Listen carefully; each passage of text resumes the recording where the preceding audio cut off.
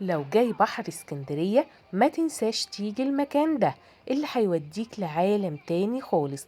المكان ده هو المنتزه بعد التطوير، هتستمتع فيه جدا جدا مع أولادك أو أصحابك، والتذكرة فيه زي ما هي 25 جنيه.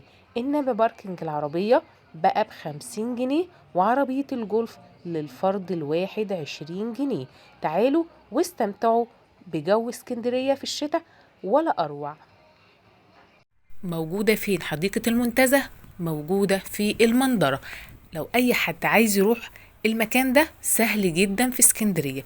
لو جاي من الموقف أو جاي من أي مكان في اسكندرية بتقوله بتركب المنظرة وتقوله نزلني أمام بوابة المنتزه. عنوانها سهل جدا وتعتبر من أجمل الحدائق اللي موجودة في اسكندرية.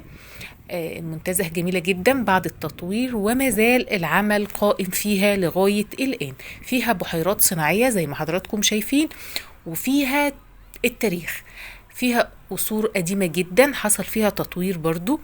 وما تنساش وانت في المنتزه لو حابب تشرب الشاي روح على جزيرة الشاي، خد أحلى فنجان شاي مكان الملوك وب50 جنيه فقط. دي كلها زي ما قلت لحضراتكم بحيرات صناعية. المنتزه حصل فيها تطوير وبقت جميلة جدا جدا. يا ريت نحافظ كلنا على المكان ونحافظ على نظافة المكان. المكان يستاهل ان انت تزوره.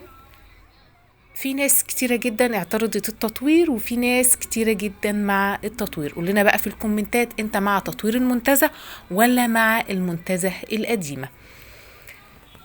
شوفوا بقى عايزين اصور لكم ايه الفترة الجاية عن فسح اسكندرية، وانا